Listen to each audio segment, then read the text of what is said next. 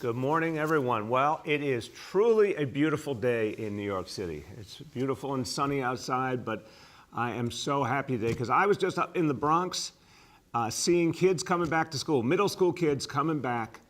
What an exciting moment, such good energy. Everyone so happy to be back in school. Middle school now back all over the city. So today I was at Leaders of Tomorrow Middle School in the Bronx. I gotta tell you, when you're talking about parents, kids, teachers, educators, staff, everyone wanted to be back in the building. Everyone wanted to be together. Everyone wanted to be there for the kids. So it was wonderful to see the energy and the hope and the understanding that this is part of how we move forward. This is part of how we come back.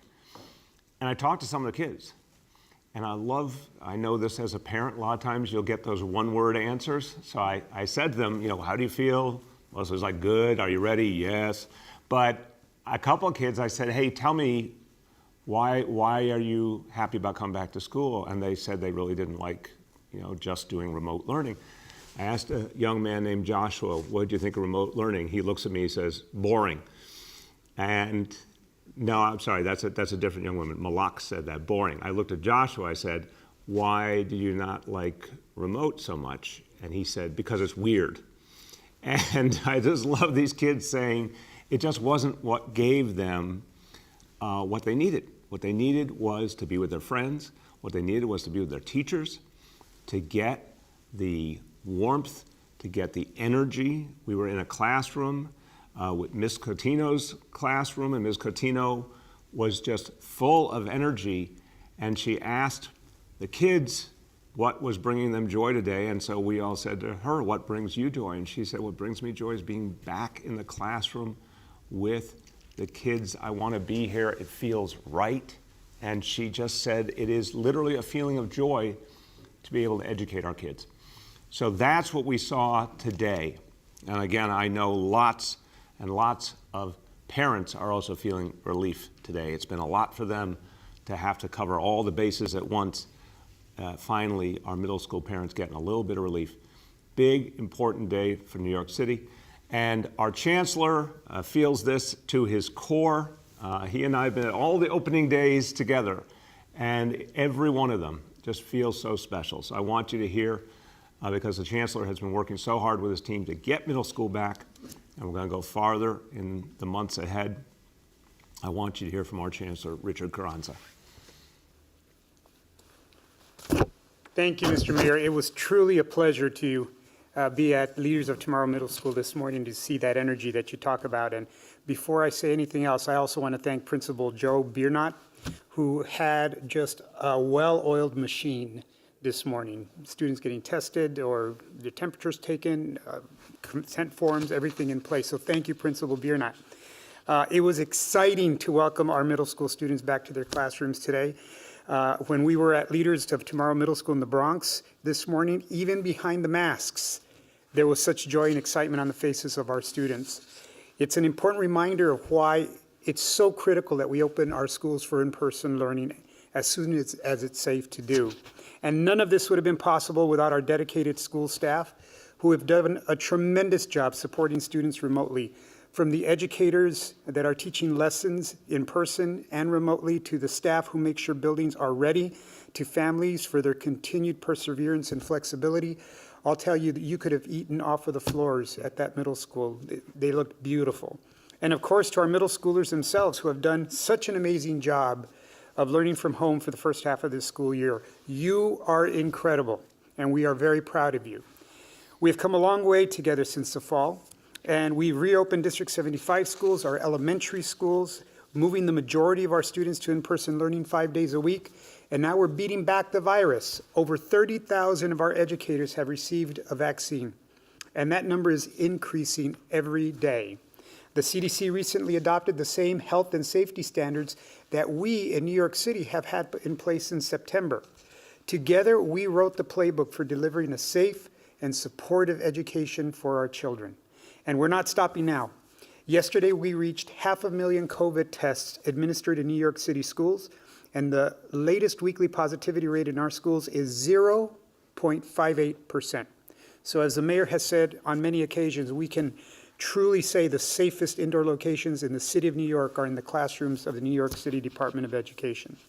We've ramped up capacity by hiring additional staff to support our situation room and adding teams to conduct weekly testing in our middle and elementary schools.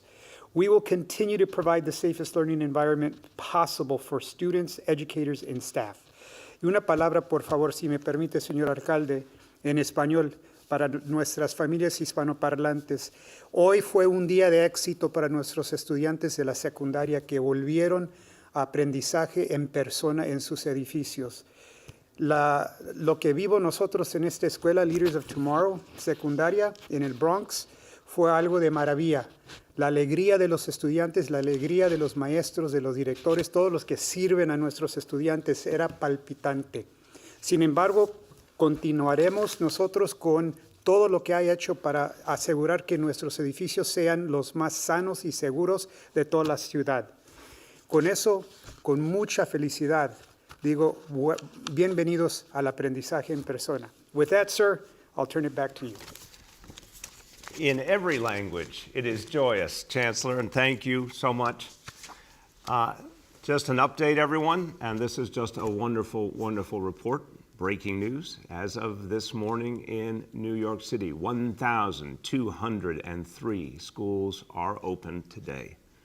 Open and serving our kids and moving the city forward. 1,203 schools open right this moment.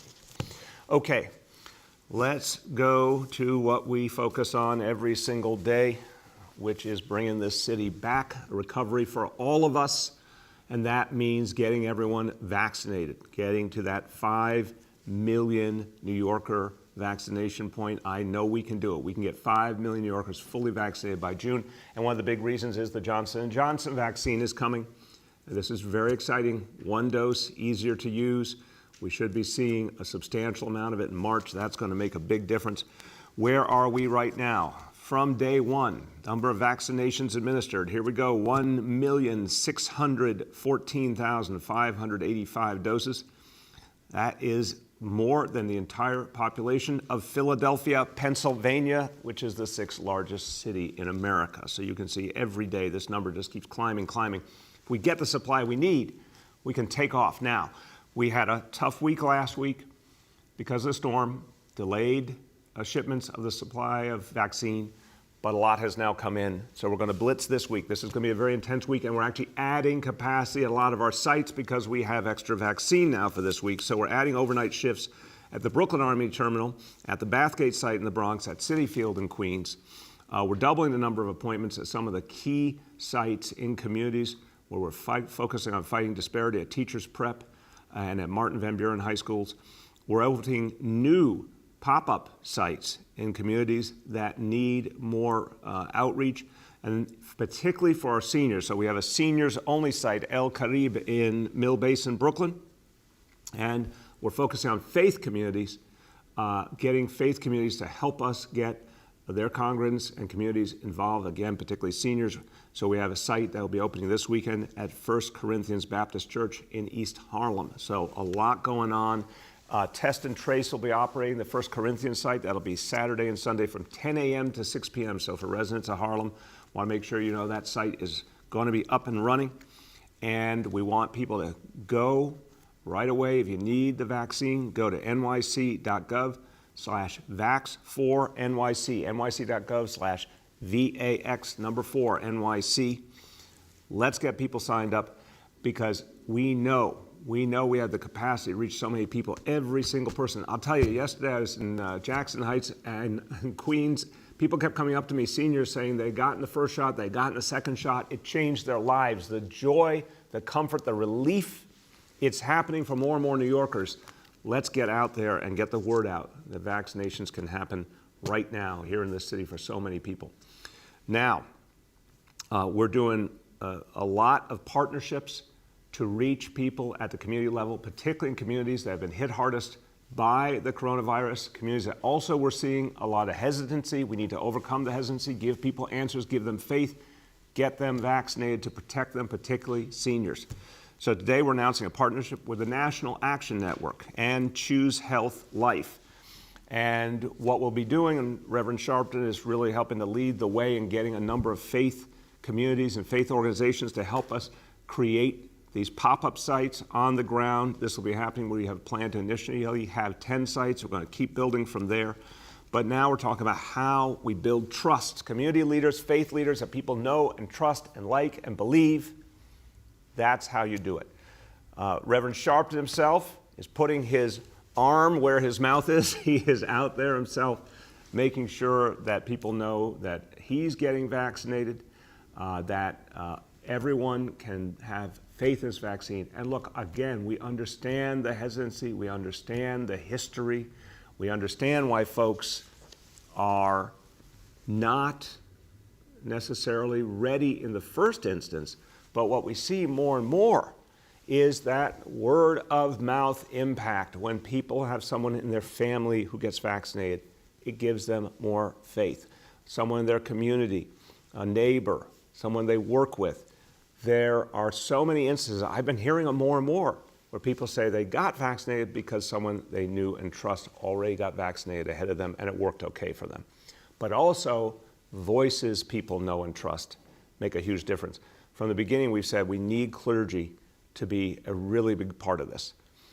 Clergy voices, and I know we've worked so closely with clergy in this administration on a host of issues, on mental health, on reaching communities to get parents involved with pre-K and 3K, you name it.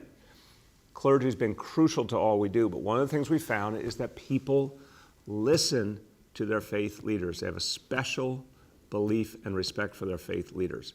So we're going to bring faith communities more and more into this process as we go forward.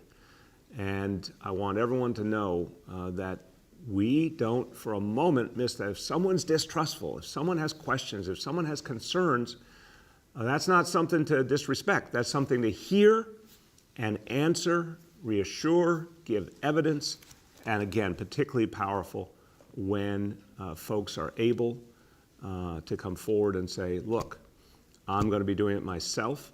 I have faith in it. I respect this process. That makes a world of difference. Okay, let's go on to a couple of things.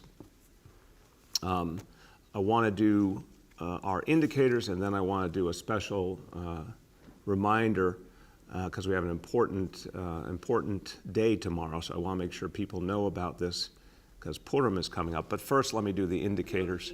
In your Wait. collaboration tools. Hold on one second. We're having a little technical issue here. Are we ready for the... No, not yet. Okay, well, come back whenever you guys are ready. Okay, so the indicators for today. Number one, daily number of people admitted to New York City hospitals for suspected COVID-19. Today's report, 259 patients. Confirmed positivity, 67.9%. And our hospitalization rate, 4.15 per 100,000. Number two, new reported cases on a 7-day average. Today's report, 3,158 cases. Number three, percentage of people testing citywide positive for COVID-19. Today's report, 7-day rolling average, 7.12%.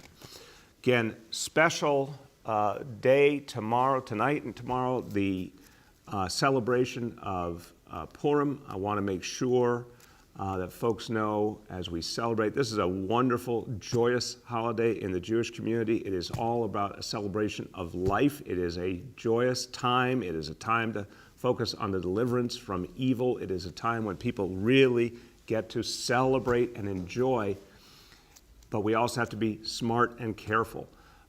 People historically have gathered for Purim, done a big party, but this is a different year. And I want to thank all the community leaders, and particularly the community leaders who focus on healthcare, like the Hatzolah Ambulance Corps, who are getting the word out that, of course, people can and should celebrate Purim, but they can do it safely, be smart about how big the size of the group is, be smart about staying close to family members and not having the big gatherings that are typical. Having a happy and safe Purim. That's what we're urging everyone. So a happy Purim to everyone. Let's keep everyone safe. And when it comes to keeping people safe, our very important priority we've had in our vaccination effort is to focus on some of the New Yorkers who need vaccination the most because they have gone through so much in their lives. Holocaust survivors, We have a special focused effort to vaccinate Holocaust survivors. We're getting more and more people each day. We're working with a number of organizations in the community. I want to thank all the organizations who have been a part of this effort. We're reaching people who have been through so much. We want to make sure they are safe. So we'll continue to deepen that effort, and we're going to reach each and every one of the folks who need the help. Okay, at some point we're going to have an additional guest beam in. Hold on, I'm getting a note. Okay, just a moment. Let me do first the Spanish for today, and this goes back to the topic I started with on middle schools. Hoy le mostramos a la nación y al mundo que nuestra ciudad no se deja vencer fácil por la dificultad. Nuestros niños de escuela intermedia ya están de vuelta en las aulas y pronto van a regresar los de escuela superior. Este triunfo es gracias al esfuerzo de maestros y padres de familia y de todos los neoyorquinos que luchan por una mejor ciudad. I want to emphasize that in English. My thanks to the teachers, the educators, the school staff, to the parents, to everyone who has helped us bring middle school back and is going to help us go farther. A great thanks to our chancellor and the whole team at the Department of Education who have believed all along, no matter how big the challenges, we would overcome them. And yes, Chancellor, New York City Public Schools are the safest places to be in New York City right now. Okay, so now we do not have our special guest yet. Oh, now we have our special guest. Okay, so I talked earlier about National Action Network, Reverend Sharpton, and the fact that he is not only helping us to create these new vaccine sites and to bring more and more clergy into the vaccine effort, but that he is going the next step and showing people how important it is to get vaccinated by getting vaccinated himself and talking about the experience and why it's safe and why it's smart for people to protect themselves and their families. So, Reverend Sharpton, I believe you're up at Harlem Hospital today, is that right? Yes, I am in Harlem Hospital. I've just been vaccinated. I have around 10 pastors with me. I'm putting my shirt back on from being vaccinated.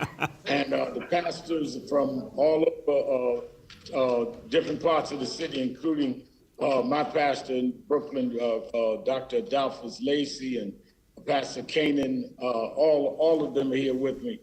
And Mr. Mayor, I talked yesterday with the Vice President, Kamala Harris, who is going in Washington, D.C. today to a pharmacy where they are trying to start bringing vaccines right to the pharmacies. So I told her that the same day she's going to the pharmacies, we're doing this in the city with you and the efforts to reach out because we want to set an example to our community. We've demanded and have rallied saying that we want to have the same access to COVID-19 testing and vaccines as other communities. Now that we are beginning to get that, we have to set the examples to go with the vaccine. We do not need to be the Donald Trumps of this community questioning the science. We need to follow the science. We need to do what it says.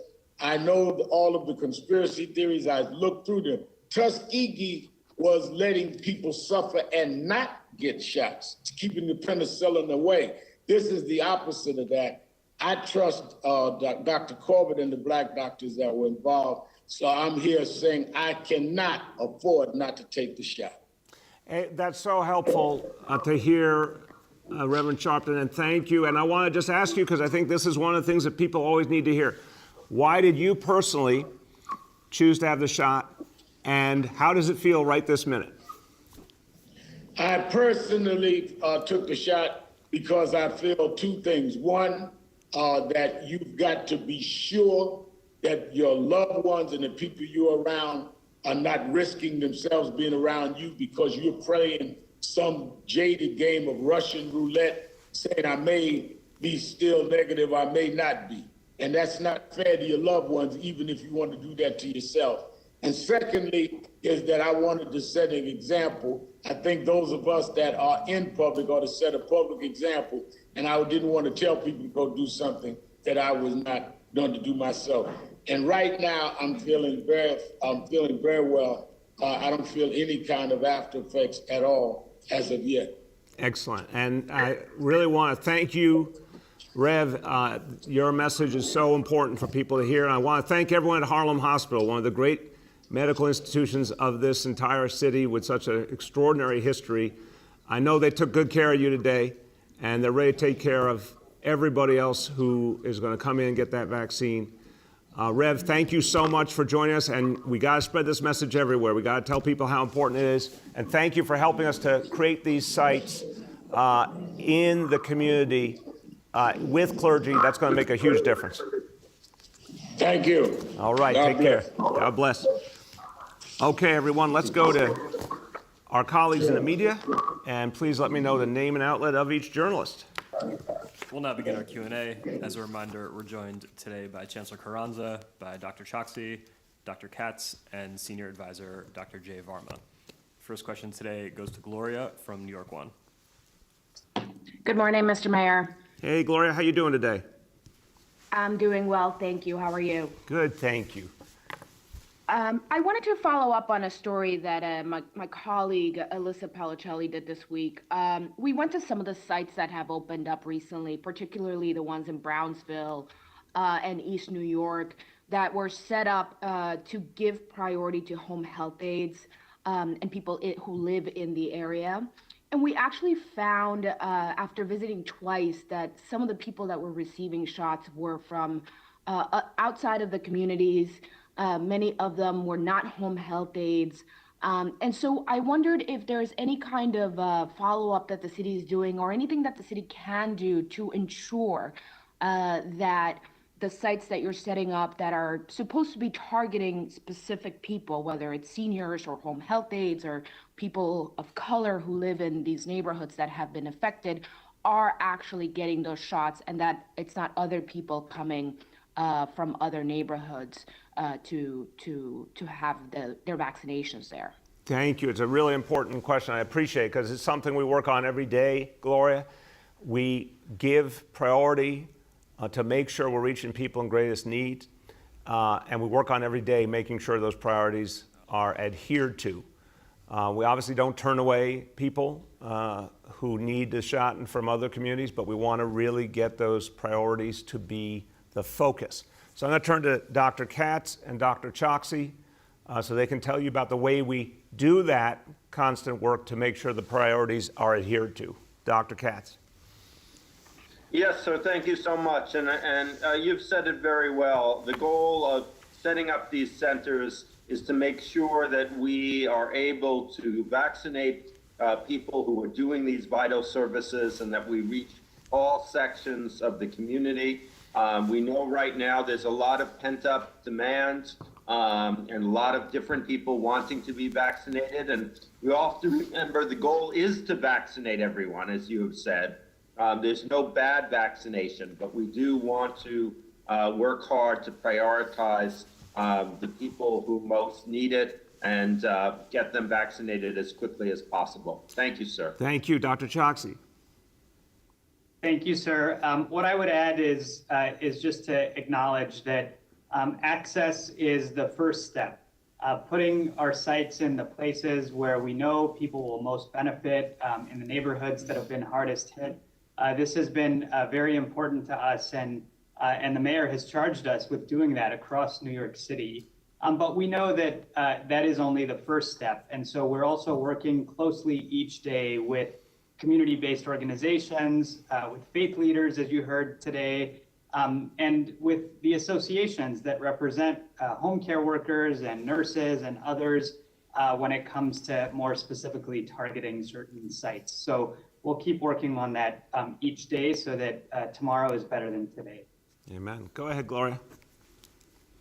Thank you. Mr. Mayor, I also wanted to ask your reaction to the reports that we have heard about in the last day regarding Governor Cuomo, what Lizzie Boylan has alleged took place during that airplane trip and during her time working for the Cuomo administration. I wanted you to react specifically to what she is alleging, and if I could also ask you what you think should happen in this moment. You've talked recently about what it's like to be bullied by the governor. You've described that these are some of the behaviors and the way that he tends to treat people. So I wonder if you think that this is also a part of the problem and what you believe should happen next.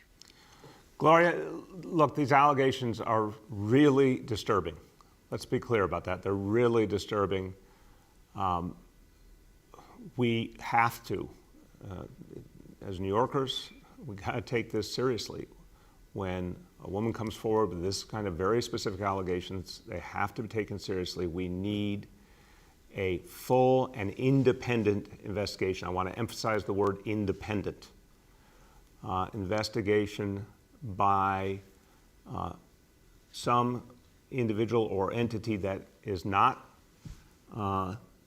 compromised, is not something that is dominated by the governor's office, but an independent investigation, because this is just unacceptable. This kind of behavior, if it's true, is unacceptable in any public servant, anybody. So we got to get the truth about this. Go ahead. The next is Henry from Bloomberg. Hello, Mr. Mayor. How are you doing today? I'm doing well, Henry. Starting my day with kids coming back to school, it does not get better than that, honestly. Well, that's good to hear. I wanted to ask you about the choice of certain zip codes as priority zip codes versus not priority zip codes. Because when you look at the city data, and I admit I'm looking at data that's about a week old, you see certain neighborhoods that have very low vaccination rates, like Hell's Kitchen, or Rosedale, Queens, or Laurelton, Rosedale, that are not priority areas. East Williamsburg and Williamsburg. These are low vaccination rate areas, and they're not high priority areas according to the city. Crown Heights, Brooklyn. And I'm just wondering why there's a little, Borough Park is another one. Crown Heights, why there isn't a connection, why there is a disconnect between some of these neighborhoods that have very low vaccination rates and they're not high priority neighborhoods for Henry, vaccine sites. I appreciate the question, but I don't want there to be a misinterpretation of the work that's going on. Crown Heights is a great example. We have a health department vaccination site in Crown Heights. The fact is, when we defined, based on everything we experienced with this entire coronavirus crisis, the sharp disparities where we had lost the most fellow New Yorkers, where the impact had been the most horrible, and on top of that, the history of poverty and other challenges, that's where we put the focus, to get out there with not full total resources that we'd like to have yet. We don't have the supply we'd like to have, but with the supply we do have, trying to make sure we focus on the places where the impact was the worst, because that's where you have to do the most work to protect lives. But at the same time, all the communities that you're talking about, we have ongoing efforts to reach, and vaccination sites in and around those communities. And this is just the beginning. When we get the supply we need, we will be doing 500,000 vaccinations a day. We will be adding sites more and more deeper into communities. I'd like to go beyond 500,000 vaccinations a day, and I think we can do that. So we're still some weeks away from having the kind of supply we deserve, but there's no question in my mind. We're reaching all of the communities you named in different ways, and we're going to be able to do a lot more when we have supply. Go ahead, Henry. Okay, but I just would like to also say there are neighborhoods with very high vaccination rates that are high priority neighborhoods, according to where you're citing vaccination efforts, like Rockaway Park or Manhattan Valley. But let me move on to my next question, because you've answered it to as fully as you want to answer it. The decision to partly open movie theaters and expand wedding capacity and banquets, et cetera, I know it's a state decision. But, you know, this is a very densely populated city, and we've got these variants coming that apparently are overcoming vaccines, that the vaccine isn't necessarily very effective against some of these variants, particularly the one that's been found in New York City. And there are about more than 50 cases so far. Isn't this concerning to you and the health officials in New York City? And is there any discussion between the city and the state about maybe holding off on congregating in this manner? I'm definitely concerned about the variants, and I'm going to turn to Dr. Varma to speak to that. Henry, look, you're right. The state is making these decisions. I think we should go back to normal governance. I've said that very clearly. I hope the legislature will act to return normal governance to New York City so that we can make more of these decisions for our own people. But so long as the state is making the decisions, we're going to do everything we can to ensure people are safe, to make sure there's proper inspections, proper protocols, and we're going to watch very carefully.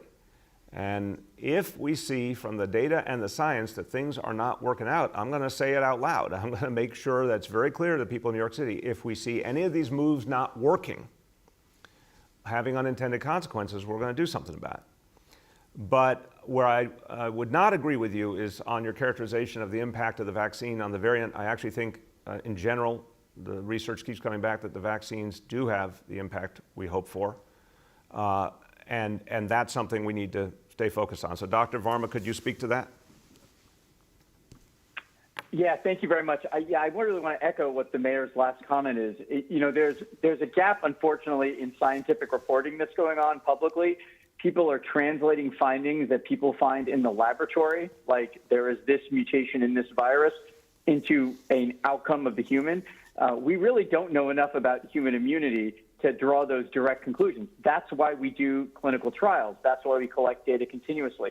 And what we see from trial after trial, including all of the data from Johnson & Johnson, is that the two vaccines that are authorized in the U.S., the J&J vaccine, which is likely to be authorized, are incredibly effective at preventing severe illness, hospitalizations, and deaths, the two things that we're most concerned about protecting against. And they do that in multiple different places. The J&J vaccine, for example, was studied in the U.S., in South Africa, in Brazil. 3 locations, 3 different types of genetic variants that are circulating commonly. So I really do want to emphasize what the mayor has said, both about the importance of regular preventive measures and getting vaccinated. These vaccines are very effective at preventing people from getting sick. Thank you. The next is Sydney Pereira from Gothamist. Good morning, Mr. Mayor. I also have a question about this new variant. I guess I'm wondering if you and the other health officials could speak to what New Yorkers should think and feel when they're reading this news, and like what it means for how they should act in their day-to-day life based on what we know, particularly about this new variant that researchers from Caltech and Columbia are reporting. And yes, that's the question. Yeah, obviously, we just have seen those reports, and I think it's important we put them in perspective. I want Dr. Varma to do that. So both speak to the recent report, but also your very good question, how should New Yorkers think about it in terms of their daily life? Dr. Varma. So let's start with the second point first, since that is really the single most important message that New Yorkers need to hear, is that we need you to continue to do all of the things that we've been doing. We realize this is painful and difficult, but persistence is really important. Follow the guidance on masks, particularly the guidance on potentially wearing 2 masks if you don't have a well-fitting mask. Maintain your distance, wash your hands, get tested, and when your turn comes up, get vaccinated. That is the single most important message that every New Yorker should have. Now, the second thing, and this is where it gets more complicated, is that when you read this news, you need to be a little skeptical of everything you read. Not all variants are of public health concern. Some variants are just that. They're variants. They're just a little bit different. Some variants are variants of interest. They have changes in their structure that might change the virus's property. And some variants are variants of what we call public health concern. They have these mutations, and we have enough data to show that they change whether the virus is more infectious, whether it's more lethal, whether it can change immunity, something else. So right now, at least for the report that we hear, we have from Columbia, we need to just consider this a variant of interest, something that's interesting that we need to follow and track. But it doesn't change anything about our public health concern. We need more data and studies to understand that. And then finally, I would just make a call that we definitely want all of our academic partners to be working closely with this, sharing their data, sharing their findings, because this is a challenging battle, and public health is a team activity, and we really do want all team members to be working together. Thank you. Go ahead, Sydney. Thank you. And could you, Dr. Varma and the mayor and whoever else wants to answer this question, speak to what the city is now going to do as far as further researching this new variant, and what is this going to be another one the sequencing lab is looking at, and yeah, what are kind of the next steps for finding out more about this to determine if it is a public health concern or remains more just a variant of interest, like you were saying, Dr. Varma? Yeah, and Sydney, I'm going to turn to Jay to just finish this point through. But look, I think it's understandable, back to everyday New Yorkers, it's understandable people hear variant. It is a cause for concern, of course. And there's something about it that's unknown, and that gets people worried. I don't blame anyone who's feeling that way. But I want to really take the essence of what Dr. Varma is saying here. Until there's evidence that tells us that a variant is not handled well by vaccine, for example, or a variant has different impacts, we shouldn't assume the worst. We should say we need the full truth. We need the facts. Because so far the experience with the variants has been, even where there's been some proof of being more transmissible, for example, it has not changed the reality. It has not changed the impact of the disease. It has not changed our ability to fight the disease with the vaccine and all the other measures we take. So I want to demystify a little bit until there's hard facts. It's stay the course, use the strategies that are working. But Dr. Varma, you want to finish out that question? Yeah, no, absolutely. And just to emphasize, we have been working incredibly intensively on improving our ability to detect these new strains. The City Health Department's laboratory has been working nonstop. We have our pandemic response laboratory, and we have all of these academic partners who have been working well with us. So we are able to detect and track this new strain that's been reported, and we'll continue to follow it. We have the ability also to now collect information about those patients and to understand better whether or not they have different features or outcomes. And through our test and trace score, which is the best performing test and trace score in the country, has the ability to also track, if somebody was infected, did they spread it to other people more often than something else? And that's really the key here. You need to piece together three pieces of information: the virus, what you study in the lab, what happens to the person who gets sick and maybe hospitalized, and then what happens to all of their contacts. And that's really what our health department, our test and trace score, and all our laboratories are really well designed to do. Thank you. The next is Michael Gartland from the Daily News. Good morning, Mr. Mayor. Hello, Michael. How are you? I'm good. So I've got another question on these variants. Can you talk about, or the top health officials on the call, how prevalent these new variants are that were reported in the Times yesterday, where we're seeing clusters of them throughout the city, and is there any evidence to indicate that these variants are what is causing the infection rate in the city to remain? I know it's going down, but it's not going down at the same rate as other parts of the state and the country. And I was wondering if there's any indication that the variants are responsible in some way or another for that. I'll turn to Dr. Choksi, but just to say, we talked about this a couple of times this week. Our difference from the rest of the country, besides the fact that we're one of the most densely populated places in the country, and that certainly is a place where the coronavirus has more impact. Obviously, the poverty that adds to the challenges.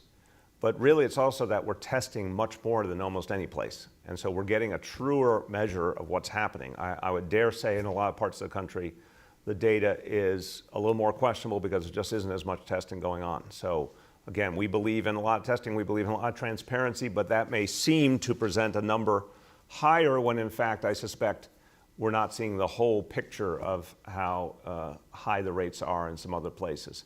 That's my preface. Now to Dr. Choksi.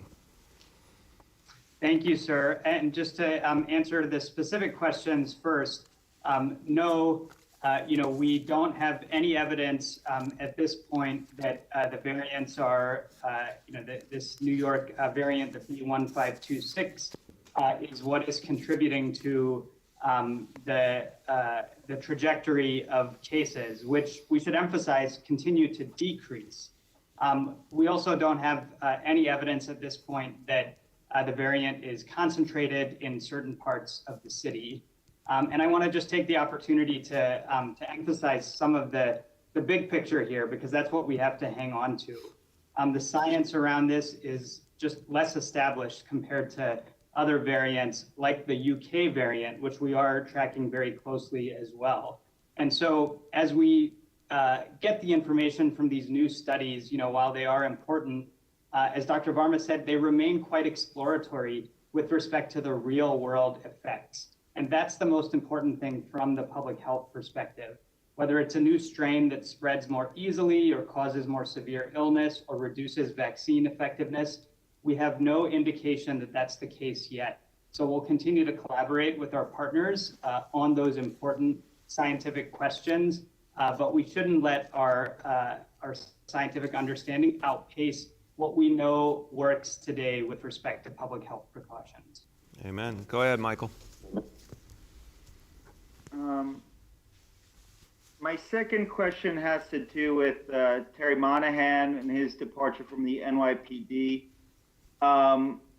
Does that have anything to do with the Attorney General's lawsuit in which his name figured in? And there have been reports that he's going to remain in an advisory role. Is that accurate? And if it is, what would his responsibilities be as remaining on in the advisory role? Michael, we're going to have so answer to your first question about the Attorney General, the answer is no. In answer to your second question, we're going to have a bonus press conference today at around 12 noon.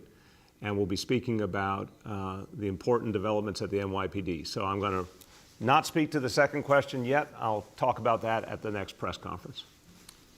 The next is Marcia from WCBS. Good morning, Mr. Mayor. I'd like to go back to the op-ed piece that Karen Hinton wrote, where she sort of lumped you in with Governor Cuomo in terms of how you treat your female staff. She said that you had acted towards them in a condescending fashion and made them feel less than, and I guess her word was marginalized. I wonder how you feel about that and whether you think that there should be an independent investigation. I don't think it's accurate at all. As I talked about yesterday, from the beginning of this administration to this moment, our leadership team has been majority women. 4 out of 6 deputy mayors right this moment. The head of our recovery effort, who we announced this week, Lorraine Grillo. These are folks who I have turned to, believe in, listen to, respect. We all talk through the issues, and these are incredibly tough issues, and we'll have real conversations to figure out how to get where we need to go. But my respect for the women who are playing such a crucial leadership role in this administration is clear by the choices of the folks I've made and the leadership and impact they're making. So that's the truth. Go ahead, Marcia. So I guess a lot of people are wondering about why Lindsey Boylan, at the time this happened, didn't go to a police officer or a law enforcement person to report her concerns, and why she's going public now. Do you have any thoughts on that? Marcia, I can't speculate on that. I know we need a full and independent investigation. I mean, this is a very serious charge. we've got to know the truth, and we've got to know the truth from an investigator or an investigative entity that is truly independent, that can actually get to the truth and not feel that in some way they're not allowed to pursue the truth. So we got to get that done the right way. That's the important thing at this point. The next is Rima from Chalkbeat. Hi, Mr. Mayor and everyone on the call. How are you doing? Good, Rima. Were you with us this morning? I was not, no, but I did see the pictures, and I will say that first days of schools are always, it's always joyous to see kids going back. So. Amen. Amen. So my first question is about middle schools. Middle schoolers have been out of buildings longer than their elementary school peers and their D75 peers, and same with high schoolers, they're still not back. And we know that, because they've been out of buildings, is there any effort to gauge where they are now that they're back, both academically and socio-emotionally right now? I know that the administration is working on a plan for next year, but are there any extra supports or plans right now to see where those children are? Well, the answer is certainly yes. I'll turn to the Chancellor. We're really excited about what we'll be doing in the fall with academic screening for all the kids and mental health screening. But that work obviously has been continuing this year, even though with the challenge of remote, we all know we can't do it as well as we can in person. It's great to have the kids back because it will allow for, right now, the ability to get a better take on what's going on with them and to help them right now. So, Chancellor, could you speak to that? Yes, sir. So, Rima, in addition to obviously all of the work that our teachers continue to do remotely and in person to gauge where students are academically in their trajectory, we also have provided a number of resources to teachers as well that will help them to assess not only the academic status of their students, but also the socio-emotional status of their students, screeners. We've trained thousands of teachers already. We continue to train teachers. We've trained principals. That will only ramp up as we plan for a return in the fall. That being said, teachers know their students best.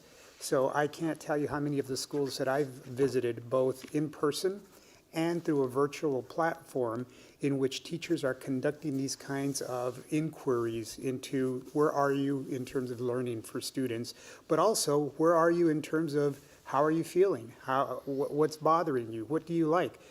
The mayor and I observed today one of those activities where they spun virtually a wheel roulette, and then it landed on a question, and the question happened to be, what brings you joy?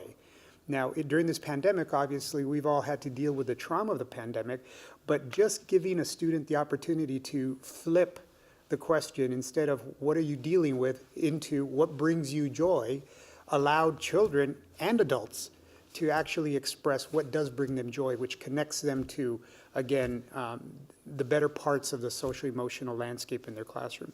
So there are a number of things that teachers are doing and schools are doing, and it looks different in every school, but every school, every community, every classroom knows their children better than anyone else. And our hope is to build on that and give a superstructure, if you will, as we return to fall. Amen. Go ahead, Rima.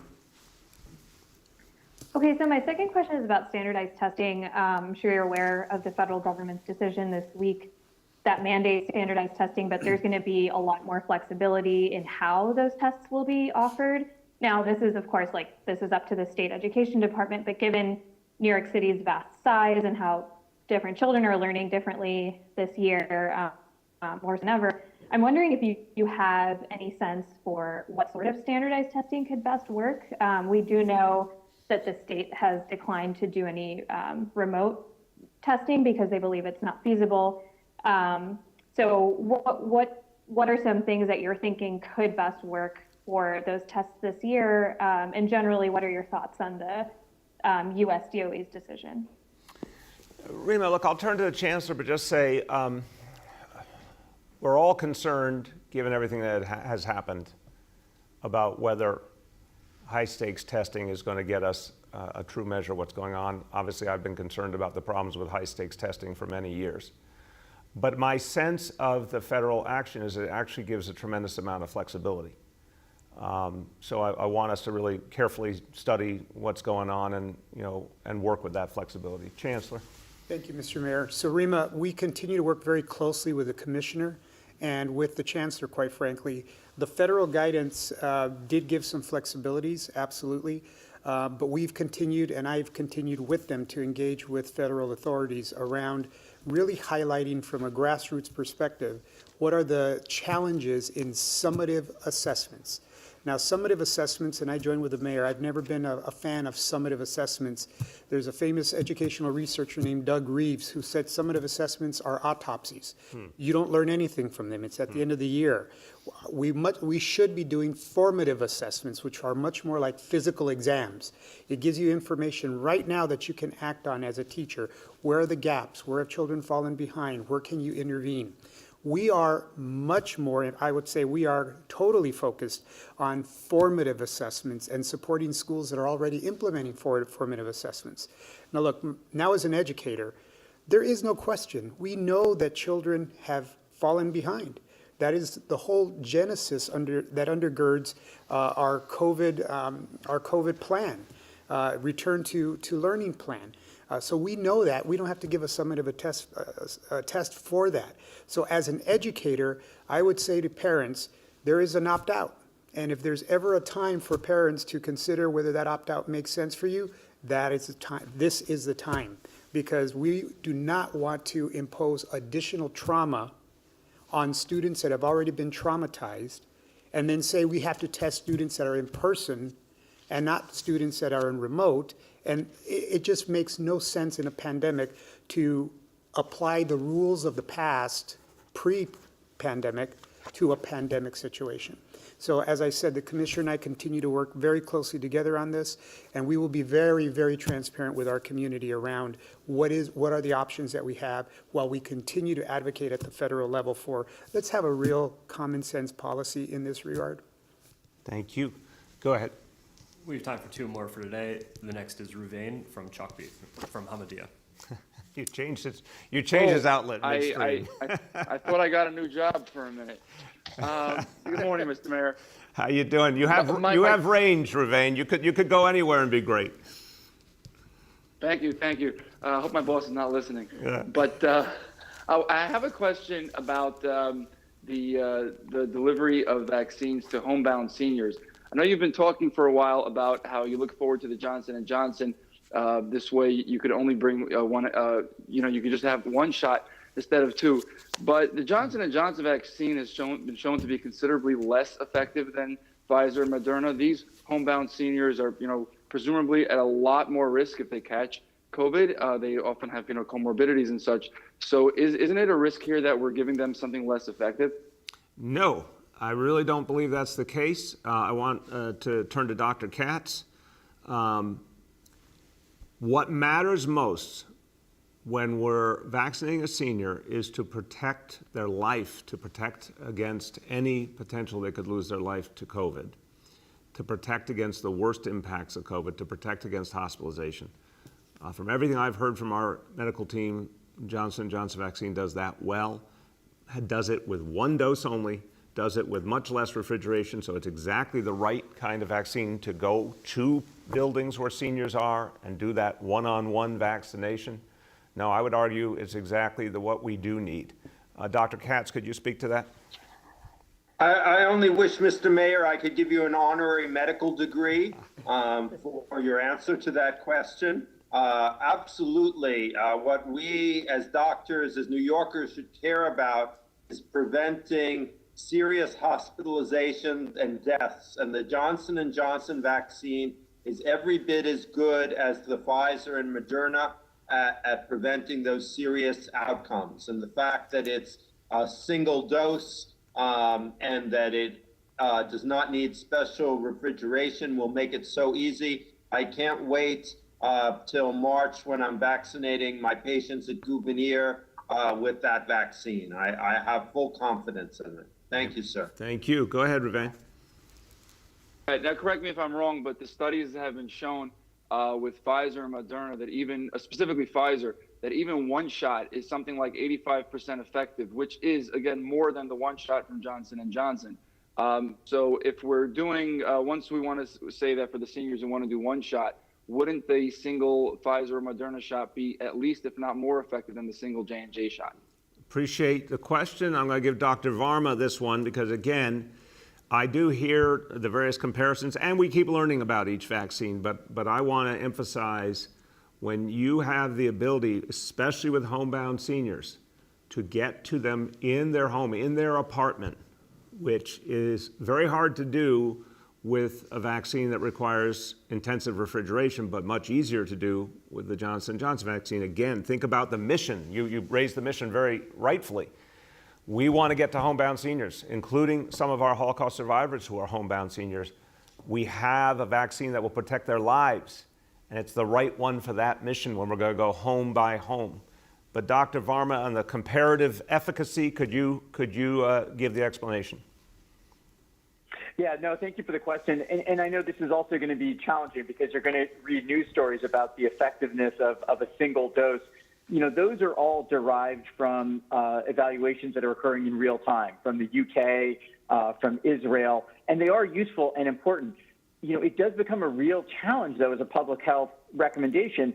What is our standard of certainty? And because vaccines are being given to healthy people, and people already have enough concerns about, you know, whether this is dangerous in some way to them, you know, we feel really strongly that right now we're going to have the capacity to vaccinate people. We should follow the current guidance from FDA and CDC, which is to give 2 full doses of the Pfizer or Moderna vaccine, and assuming the J&J vaccine gets approved and authorized in the next few days, to give them that single dose. If we learn more information to change that recommendation, we will certainly apply it. But yeah, we feel very comfortable with the fact that using the J&J vaccine for homebound seniors, based on the data that's presented so far, is going to protect them just as well as the other vaccines will. Thank you. Last question for today goes to Ben Ivansky from Fox News. Hi, Mr. Mayor. Thank you for taking my question.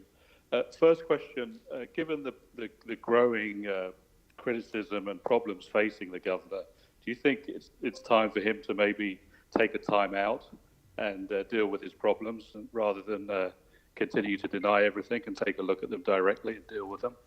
Well, Lord knows I'm not here to give him advice, nor is he listening. But the point to me is we need a full investigation. We need a full investigation, independent investigation of what happened with the nursing homes, what happened with the thousands of people who died. Their families have not gotten answers. We don't understand whether the truth was told or not. We know information was not given on a timely basis. We know mistakes were made. We know that we have not had an accounting that tells us how to save lives going forward and change the approach to nursing homes. So we need that full investigation, and we also need a full independent investigation of these new allegations of sexual harassment. That's what needs to happen. Regardless of what he does, that's what needs to happen. Go ahead. And just a second question on schools, given that the last opt-in was offered in November when we still didn't have a vaccine, and given the positive progress, now we do have a vaccine, do you think that opt-in should be offered, or when will another opt-in be offered to parents? It's a great question. Look, let's do things a little bit in sequence. Right now, job one today, bring back middle schools, bring them back strong. 1,200 schools open in New York City. That's fantastic. Next step is to move to bringing back high school.